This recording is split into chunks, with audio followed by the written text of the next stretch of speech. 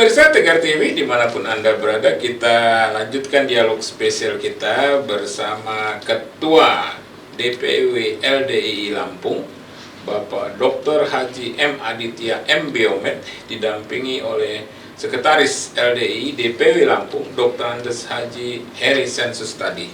Di sesi pertama, banyak hal yang sudah disampaikan terkait organisasi LDII, terutama soal kebangsaan, keagamaan, ekonomi, dan kesehatan. Kita akan lanjutkan pada tema poin yang kelima nih, Pak Dokter. Ya. Ini terkait soal kesehatan, kesehatan. Ya, dan apa? Obatan tradisional. Silakan, ya. Pak Dokter. Jadi yang kelima itu memang kita mencoba, terutama pada saat pandemi ya, karena kan obat susah gitu, apalagi ada obat palsu ya, kemarin ada kasus gagal ginjal karena sirup dan sebagainya. Memang ya itu konsekuensi karena memang kita menggunakan obat-obat kimia, dan obat-obat kimia itu didatangkan dari luar negeri. Jadi bahan-bahan bakunya itu dari luar negeri. Tentunya juga kita pada saat pandemi terasa sekali kalau negara-negara produsen juga menahan obatnya, itu kan kita agak susah mencarinya. Nah, kita akhirnya coba kalau sehat itu paling nggak menjaga kesehatan dan jangan sampai sakit, misalnya dengan mengkonsumsi makanan-makanan yang sehat ya, makan buah, makan sayur. Kalaupun sakit, coba dululah dengan pengobatan yang sudah diajarkan oleh nenek moyang kita. Ya, dengan kearifan lokal kita kan dari dulu sudah punya, misalnya untuk diare. Saya ingat dulu dari kecil kan orang-orang tua kita mengajarkan coba dengan daun jambu kelutuk misalnya, kan itu kan ya, dan sebagainya. Banyak sekali kan obat-obat yang lain yang memang ternyata dengan kemajuan teknologi kedokteran akhirnya memang terbukti bahan-bahan itu yang memang ada kandungan khasiat obatnya ya. Kayak kumis kucing gitu kan yang digunakan untuk memecah batu ginjal dan sebagainya, itu sekarang jadi obat, dijual tuh, dijadikan sirup dan sebagainya. Artinya memang nenek moyang kita tuh sudah sangat maju pemikirannya. Dengan sebaiknya hindari obat-obat kimia gitu ya. Ya. Obat-obat kimia itu mau nggak mau, suka nggak suka, itu pasti efeknya lebih dari obat-obat yang tradisional yang nyata-nyata memang sudah terbukti khasiatannya. Itu yang kelima. Yang keenam adalah pendidikan. Pendidikan itu kita juga sangat aware, mulai dari pendidikan cabai rawit kita bilangnya ya, TK, kita ada PAUD juga, SD, SMP, SMA, bahkan di beberapa tempat misalnya di Jakarta kita sudah punya perguruan tinggi nih Mas Sumar. Lampung belum, tapi kita punya SMK juga, jadi SD. Perguruan tinggi LDII apa ya? Iya, namanya Setiami. Jadi sekolah tinggi ilmu di Minhaj Rosidin di Jakarta Timur ya. Itu sudah menelurkan sarjana pendidikan agama, sarjana hukum Islam dan sebagainya. Itu kalau memang nanti berkembang, kemudian ada peluang, mungkin Lampung juga bisa ke arah situ. Termasuk di tingkat SMK, SMA-nya? Iya. Sudah ada. Kita sudah punya. Di Lampung sendiri ada beberapa daerah yang memang sangat baik pendidikannya ya, dan mendapat bantuan dari pemerintah. Artinya itu Pak Sekretaris, concern LDII di bidang pendidikan sudah terbukti lah. Sudah. Iya. Selanjutnya Pak Ketua. Kita sebenarnya beberapa tahun belakangan ini juga kita menggarap ada yang namanya pondok pesantren pelajar. Jadi pondok pesantren pelajar. Okay. Jadi anak-anak yang sekolah SMP, SMA, kalau pagi siangnya mereka sekolah, malamnya mereka mondok. Tinggal di pondok misalnya. Di Lampung ada ya? Ada. Di Kabupaten? Di Lampung Selatan ada, di Lampung Utara ada. Jadi memang kita yang baru di Metro kemarin saya sudah lihat juga. Jadi memang mereka baru tamat SMP misalnya. Kemudian ada juga yang namanya PPM, Pondok Pesantren Mahasiswa. Anak saya juga kebetulan alhamdulillah kuliah di Bandung, di ITB, jadi dia mondok juga di pesantren. Jadi, Pondok Pesantren Mahasiswa. namanya PPM. Di Bandung ada? Ada Pak, Oh. di seluruh Indonesia hampir Di ada. seluruh. Iya. Di Lampung Ada juga. Ada. Kita punya 2 pondok pesantren mahasiswa. Iya. Yang pertama di Raja Basa, Tepatnya di mana itu? di daerah Jalan Polri, Lensir. Oh. Jalan Polri, Jalan Polri itu. Jadi Oh, seberangnya Unila itu, karena memang Oh. kita harapkan mahasiswa kita yang kuliah di Unila nanti Oh. mondoknya di situ. Gitu. Ya, Iya. namanya Pondok Pesantren Baitul Sodik Baitul Sodik di Raja Basa. Yang kedua kita punya pondok pesantren di Sukarami. Sukarami. Nah, Iya. Sukarami itu pangsanya itu adalah ITERA sama UIN. UIN, iya. Ya. Betul. Alhamdulillah penuh Pak. Iya. Jadi kita udah mulai kewalahan juga ya, Oh. karena ternyata ITERA terutama itu magnet juga nih Oh. buat orang-orang yang di luar Lampung ya, di Sumatera maupun di Jawa yang berkuliah di ITERA nanti sambil mondok di kita yang ada di Sukarami itu. Jadi lumayan. Jadi kita selalu berupaya, karena kan kalau dia cuma kuliah, kalau sekolah terus nanti malamnya nggak ada kegiatan, nanti Iya. macam-macam. Apalagi Betul. tadi Pak Umar juga sebutkan mungkin kejahatan sekarang kan ada tawuran, Hmm. ada geng motor dan sebagainya. Itu Iya. cara kita membentengi. Jadi anak-anak itu, saya kemarin tuh sampai dibikin MOU tuh di Jatinangor. Iya. Jadi ada pondok pesantren kita di sana itu pondok pesantren Nurul Hakim namanya di Jatinangor. Mahasiswanya dari 4 universitas, ada STPDN, ada IKOPIN, ITB dan UNPAD. Oke. Nah itu ada aturannya, mereka nggak boleh keluar jam 10 malam itu digembok misalnya. Kalau mereka menerima tamu, ada ruang tamunya antara laki dan perempuan itu pondoknya beda dan Beda. sebagainya, tanpa mengurangi kegiatan kampus. Iya. Jadi mereka bisa tetap ikut Beraktivitas. di kampus, ikut organisasi kampus, Iya. tapi kalau malamnya, subuhnya mereka mondok. Oke. Diharapkan nanti setelah selesai kuliah dapat ijazah universitasnya, tapi juga dapat ijazah sebagai mubalik, penyampai agama. Nah, yang keenam, kita juga concern karena kita hidup di era digital, kita juga menanamkan program digitalisasi. Oke. Ya, teknologi digital ini juga jadi peran yang kita tidak mau cuma jadi penonton juga Pak Umar. Beberapa generasi muda kita juga ada yang bikin startup ya, kemudian kegiatan. Karena memang teknologinya sekarang Betul. digital Iya, saja, Pak. Pak. betul. Sekarang Iya, kita iya.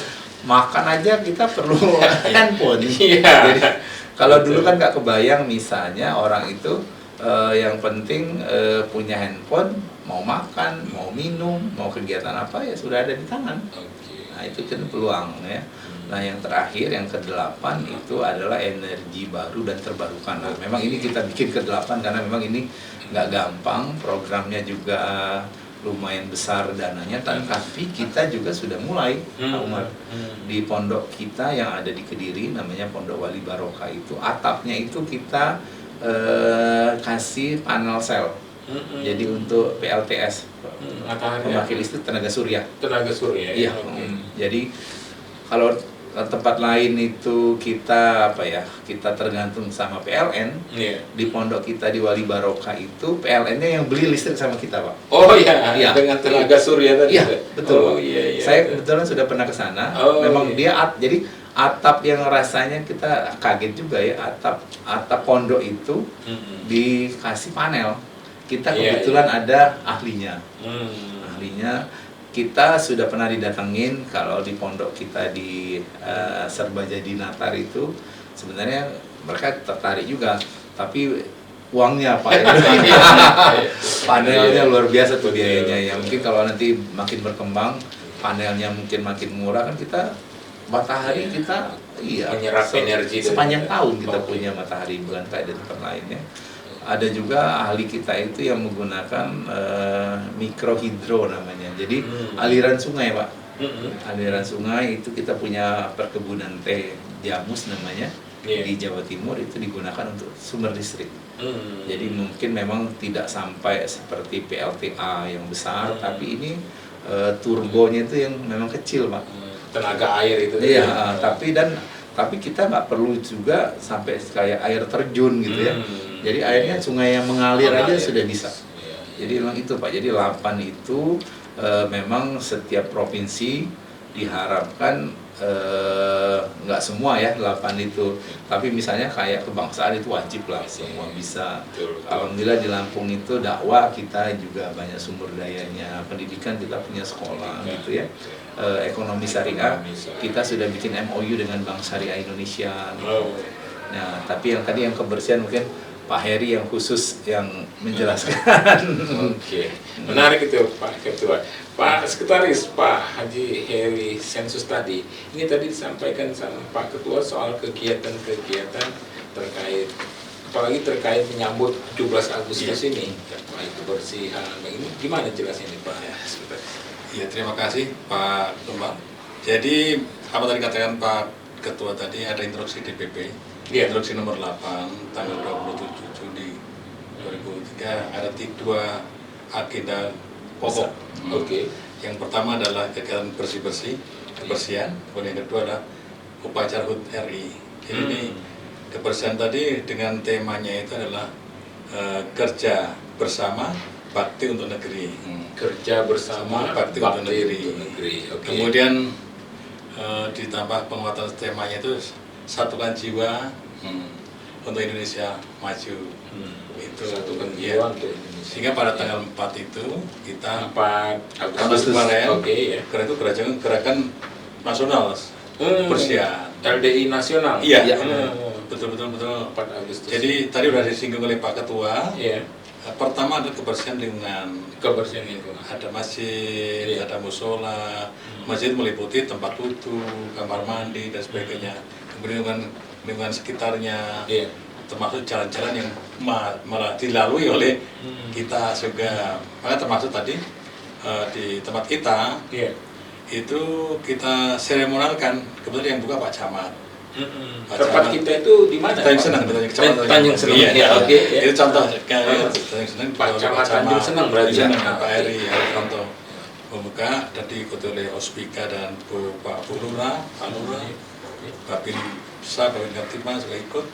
Bersih-bersih dengan masyarakat sekitarnya dengan satgas dan sebagainya. Itu sasarannya adalah jalan utama masuk kecamatan, jalan umum. Kemudian juga jalan-jalan yang di sekitarnya. Itu yang kebersihan itu. Ada juga yang kebersihan di pantai seperti di Panjang.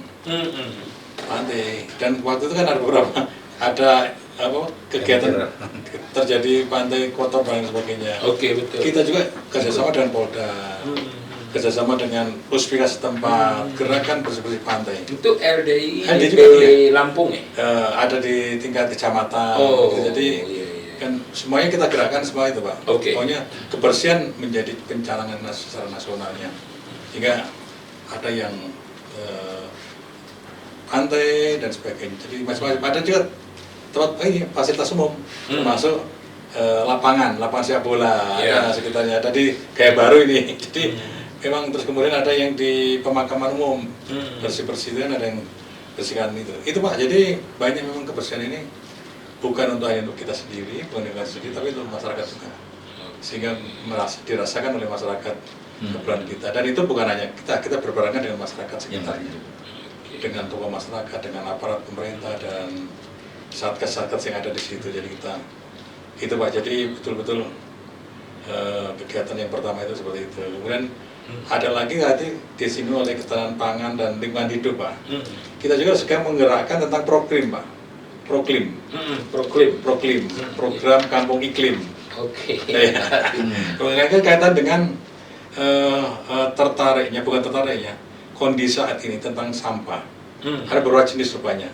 Saya juga baru kemarin penjelasan dari Pak ahlinya, dari Pak Dr. Atus itu. Kita ada Pak di sini, kita lagi menggerakkan itu di Dusun Serba Jadi 2. Ya, ini lagi kita mengambil contoh penggerakkan tentang Proklim. Ada, kebetulan di kita ini sudah ada hutan mikro. Jadi tujuannya adalah bagaimana iklim tadi menjadi singgung. Kutub Utara nanti kan mencair Pak. Tiap tahun itu berapa derajat kepanasan, jadi cair nanti bisa banjir Pak. Nah itu yang sehingga kita upaya untuk pencanangan proklim tadi.